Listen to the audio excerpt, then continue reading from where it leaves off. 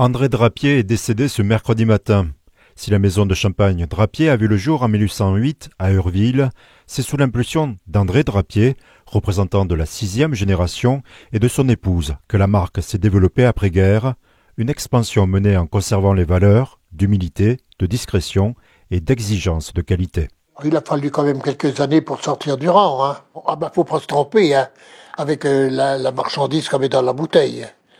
Faut essayer de rester top niveau. Hein. En 47, tu fais ta première vendange, avec la hotte sur le dos, et puis tu portais les raisins. Oui. Je me disais, si c'est ça le métier, je vais partir fourbu. Hein. Depuis ses premières vinifications, la maison de champagne a connu une croissance remarquable, passant de 4 hectares à près de 70 aujourd'hui. En 1952, il lance la cuvée Carte d'Or et son étiquette emblématique évoquant les notes aromatiques de coin, un assemblage toujours commercialisé. Pionnier, il mise sur l'accueil chaleureux des visiteurs bien avant l'essor de l'onotourisme. Avant-gardiste, la marque se distingue par l'utilisation de cépages rares et des assemblages audacieux, comme le rosé en 1958, une innovation pour l'époque. Oui, grande cendrée, rosé, on a fait ce qu'il fallait faire, quoi. Ce qui nous semblait bon de faire. On parlait de nous, de fil en aiguille, ça a grossi, quoi. Vous savez, on n'avait pas l'habitude de péter plus haut que le trou, comme on dit. Et il fallait apporter les blagues peut-être, la manière de rire, parce que j'étais un type à chahuter un peu.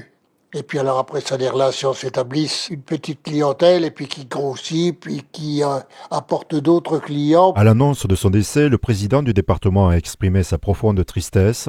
Sous son action, le champagne au bois dans son ensemble a progressé et a acquis une notoriété qui va au-delà des frontières françaises. L'Aube a perdu un grand ambassadeur de son territoire. Un hommage partagé par le président de la Chambre d'agriculture de l'Aube. Ce matin, j'ai pensé aussi à Michel Soufflet quand j'ai vu cette annonce de décès. Ce sont vraiment des grands hommes du département qui marquent l'histoire. Et lui, pour le champagne, en plus, en termes de promotion, hein, la maison reste, il y a une continuité, mais on a vraiment une pensée pour toute sa famille et aujourd'hui pour le monde du champagne qui est en deuil aujourd'hui.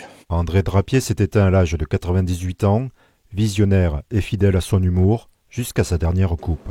Santé, prospérité et de paradis à la fin de vos jours.